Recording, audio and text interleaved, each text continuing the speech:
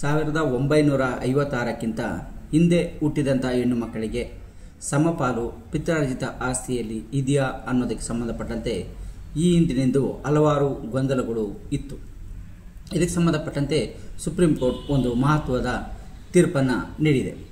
ಈ ಹಿಂದೆ ಅಂದರೆ 2005ನೇ ಇಸ್ವಿಯಲ್ಲಿ ತಿದ್ದುಪಡಿ ಆಗೋದಕ್ಕಿಂತ ಮೊದಲು ತಂದೆ ನಿಧನ ಆಗಿದ್ದರೆ ಆಗ ಬರೋದಿಲ್ಲ ಅಥವಾ ಬದುಕಿದ್ರೆ ಬರುತ್ತೆ ಅನ್ನೋ ಒಂದು ಹೈಕೋರ್ಟ್ನ ಜಡ್ಜ್ಮೆಂಟ್ಗಳು, ಅನಂತರದಲ್ಲಿ ಬಂದಂಥ ಕೆಲವು ತೀರ್ಪುಗಳು, ಸೊ ತಿದ್ದುಪಡಿ ಆದ ನಂತರದಲ್ಲಿ ಮಾರಾಟ ಆಗಿದ್ದರೆ ಮಾರಾಟ ಆಗದೇ ಇದ್ದರೆ ಅನ್ನುವ ಕೆಲವು ಗೊಂದಲಗಳು, ಸೊ ಇವೆಲ್ಲ ಇತ್ತು. ಸೊ ಇದಕ್ಕೆಲ್ಲ ಸಂಬಂಧಪಟ್ಟಂತೆ ಸುಪ್ರೀಂ ಕೋರ್ಟ್ ಒಂದು ಮಹತ್ವದ ತೀರ್ಪನ್ನು ಹಲವಾರು ತೀರ್ಪುಗಳಲ್ಲಿ ಹೇಳಿದೆ.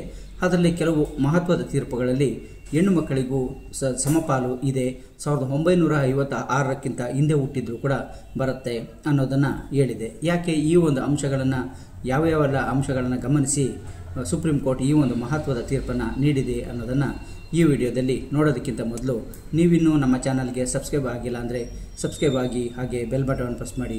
ಕಾನೂನಿನ ನೆರವಿನ ಎಲ್ಲ ವಿಡಿಯೋಗಳು ನಿಮಗೆ ಮೊದಲು ತಲುಪುತ್ತೆ. ಹಿಂದೂ ಸಕ್ಸೆಷನ್ ಆ್ಯಕ್ಟ್ 1956 ಏನಿದೆ, ಇದಕ್ಕೆ ಸಂಬಂಧಪಟ್ಟಂತೆ ಈ ಹಿಂದೆ ಗಂಡು ಮಕ್ಕಳಿಗೆ ಮಾತ್ರ ಆಸ್ತಿಯಲ್ಲಿ ಹಕ್ಕು ಇರ್ತಾ ಇತ್ತು. ಅವರು ಅದನ್ನು ಪಡ್ಕೊಳ್ತಾ ಇದ್ರು. ಹೆಣ್ಣು ಮಕ್ಕಳಿಗೆ ಅವರು ಇಚ್ಛಿಸಿದರೆ ಕೊಡ್ತಾ ಇದ್ರು, ಇಲ್ಲಾಂದರೆ ಇರ್ತಾ ಇರಲಿಲ್ಲ. ಸೊ ಇದನ್ನು ಕಂಡಂಥ ಸರ್ಕಾರ 2005ರಲ್ಲಿ ಅಮೆಂಡ್ಮೆಂಟನ್ನು ತೊಗೊಂಬಂತು. ಈ ಅಮೆಂಡ್ಮೆಂಟಲ್ಲಿ ಸೆಕ್ಷನ್ 6(1)ಗೆ ಸಂಬಂಧಪಟ್ಟಂತೆ ಅಮೆಂಡ್ಮೆಂಟನ್ನು ತರಲಾಯಿತು ಸಕ್ಸೆಷನ್ ಆ್ಯಕ್ಟ್ಗೆ. ಸೊ ಇದನ್ನು ತಗೊಂಬಂದ ನಂತರದಲ್ಲಿ ಹೆಣ್ಣು ಮಕ್ಕಳಿಗೂ ಕೂಡ ಸಮಪಾಲು ಇದೆ ಅನ್ನೋದು ಬಂತು.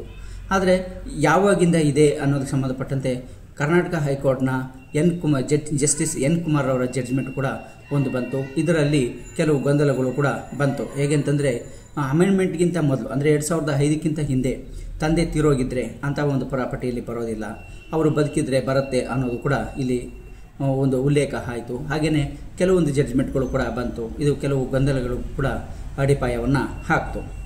ಇನ್ನು ಕೆಲವು ಜಡ್ಜ್ಮೆಂಟ್ಗಳಲ್ಲಿ 2005ಕ್ಕಿಂತ ಅಮೆಂಡ್ಮೆಂಟ್ ಆಗಿರೋದ್ರಿಂದ ಅದರಲ್ಲಿ 2005ಕ್ಕಿಂತ ನಂತರದಲ್ಲಿ ಯಾವುದೇ ಒಂದು ವಿಭಾಗ ಆಗಲಿ ಪಾಲಾಗಲಿ ಆಗಿದ್ದರೆ ಅದರಲ್ಲಿ ಬರೋದಿಲ್ಲ, ಅನಂತರದಲ್ಲಿ ಬರುತ್ತೆ ಅನ್ನೋದು ಬಂತು. ಸೊ ಹಾಗೆಯೇ ಇನ್ನು ಕೆಲವು ಜಡ್ಜ್ಮೆಂಟ್ಗಳಲ್ಲಿ ಇದು 1956ರಲ್ಲಿ ಈ ಒಂದು ಆ್ಯಕ್ಟ್ ಬಂದಿರೋದ್ರಿಂದ ಈ ಅಮೆಂಡ್ಮೆಂಟ್ ಆಗಲಿ ಆ್ಯಕ್ಟೇ ಆಗಲಿ 1956ಕ್ಕೆ ಅನ್ವಯ ಆಗುತ್ತೆ. ಅದರಿಂದ ನಂತರದಲ್ಲಿ ಹುಟ್ಟಿದಂಥ ಹೆಣ್ಣು ಮಕ್ಕಳಿಗೆ ಹಕ್ಕಿದೆ ಅನ್ನೋದು ಕೆಲವೊಂದು ಜಡ್ಜ್ಮೆಂಟ್ಗಳ ಮೂಲಕ ಬಂತು. ಸೊ ಹಾಗಾಗಿ ಈ ಒಂದು ಪ್ರಮುಖವಾಗಿ ಕೆಲವು ಜಡ್ಜ್ಮೆಂಟ್ಗಳಲ್ಲಿ ಸುಪ್ರೀಂ ಕೋರ್ಟ್ ತನ್ನ ಒಂದು ಮಹತ್ವದ ತೀರ್ಪನ್ನು ನೀಡಿದೆ. ಅದರ ಪ್ರಕಾರ 1956ಕ್ಕಿಂತ ಹಿಂದೆ ಹುಟ್ಟಿರೋಂಥ ಹೆಣ್ಣು ಮಕ್ಕಳು ಭಾಗವನ್ನು ಕೇಳ್ಬೋದಾ ಇಲ್ವಾ ಅನ್ನೋ ಅಂಶಕ್ಕೆ ಸಂಬಂಧಪಟ್ಟಂತೆ ಈ ಒಂದು ತೀರ್ಪುಗಳಲ್ಲಿ ವಿಸ್ತೃತವಾಗಿ ಚರ್ಚೆಯನ್ನು ಮಾಡಲಾಗಿದೆ.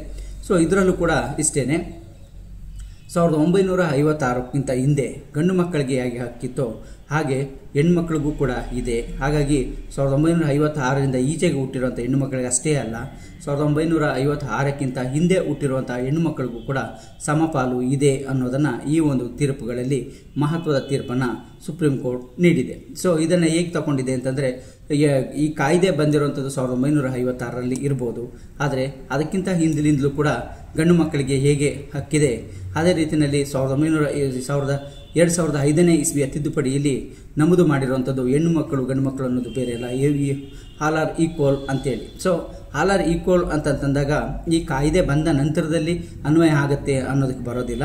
ಸೊ ಅದರಿಂದ ಹಿಂದೆನೂ ಕೂಡ ಯಾವ ರೀತಿ ಗಂಡು ಮಕ್ಕಳಿದ್ರೋ ಅದೇ ರೀತಿ ಅವರಿಗೆ ಈಕ್ವಲ್ ಆಗಿ ಹೆಣ್ಮಕ್ಳು ಇರೋದ್ರಿಂದ ಈ ಕಾಯ್ದೆ ಬರೋದಕ್ಕಿಂತ ಮೊದಲು ಹುಟ್ಟಿದ್ರು ಕೂಡ ಇದು ಅನ್ವಯ ಆಗುತ್ತೆ.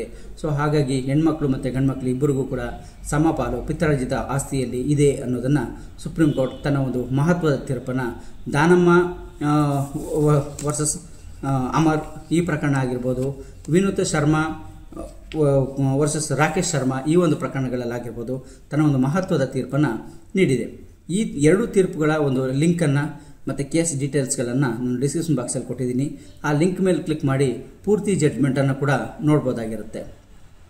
ಸೊ ಈ ಪ್ರಕರಣಗಳಲ್ಲಿ ಚರ್ಚೆ ಮಾಡಿರುವಂಥದ್ದು ಮತ್ತು ಈ ರೀತಿಯಲ್ಲಿ 1956ಕ್ಕಿಂತ ಹಿಂದೆ ಈ ಒಂದು ಪಿತ್ರಾರ್ಜಿತ ಸ್ವತ್ತುಗಳಲ್ಲಿ ಹಕ್ಕು ಇದೆ ಅಂತ ಹೇಳಿದ್ರು ಕೂಡ ಕೆಲವು ಸಂದರ್ಭಗಳಲ್ಲಿ ಹೆಣ್ಣು ಮಕ್ಕಳಿಗೆ ಯಾವ ರೀತಿಯ ಹಕ್ಕುಗಳು ಇರೋದಿಲ್ಲ ಅನ್ನೋದನ್ನು ನೋಡ್ತಾ ಹೋಗೋದಾದರೆ ಈ ತಿದ್ದುಪಡಿ ಆಗೋಕ್ಕಿಂತ ಮೊದಲು ಏನಾದರೂ ಮಾರಾಟ ಆಗಿದ್ದರೆ, ಅಂದರೆ ಆ ಮಾರಾಟವು ಮತ್ತು ಪಡೆದುಕೊಂಡಂಥವರು ಇನ್ನೋಸೆಂಟ್ ಆಗಿದ್ದು ಆ ಒಂದು ಪ್ರಾಪರ್ಟಿನ ಪಡ್ಕೊಂಡಿದ್ದರೆ ಅಂಥ ಸಂದರ್ಭದಲ್ಲಿ ಅಂಥ ಒಂದು ಮಾರಾಟ ಆಗಿರೋ ಪ್ರಾಪರ್ಟಿಗಳಲ್ಲಿ ಅದು ವಾಪಸ್ ಬರೋದಿಲ್ಲ ಅನ್ನೋದು ಒಂದು.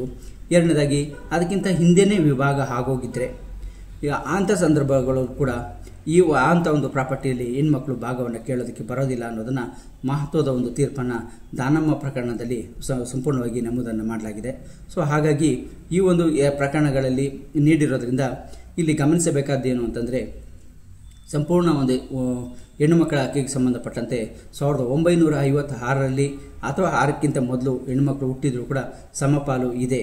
ಆದರೆ ಈ ಅಮೆಂಡ್ಮೆಂಟ್ ಏನಿದೆ, ಅಮೆಂಡ್ಮೆಂಟ್ ಆದ ನಂತರದಲ್ಲಿ ಅಂದರೆ ಸುಪ್ರೀಂ ಕೋರ್ಟ್ ಒಂದು ಪ್ರಕರಣದಲ್ಲಿ ದಿನಾಂಕವನ್ನು ಕೂಡ ನಮೂದು ಮಾಡಿದೆ. ಅದರಂತೆ 20/12/2005 ಹಿಂದೆ ಯಾವುದೇ ಒಂದು ವ್ಯವಹಾರ ಅಂದರೆ ವಿಭಾಗ ಆಗಿರಲಿ ಅಥವಾ ಮಾರಾಟ ಆಗಿದ್ದರೆ ಅಂಥ ಸಂದರ್ಭದಲ್ಲಿ ಅಂಥ ಪ್ರಾಪರ್ಟಿಗಳಲ್ಲಿ ಹಕ್ಕು ಬರೋದಿಲ್ಲ ಅನ್ನೋದನ್ನು ಇಲ್ಲಿ ನಮೂದು ಮಾಡಿರುವಂಥದ್ದನ್ನು ನೋಡ್ಬೋದಾಗಿರುತ್ತೆ.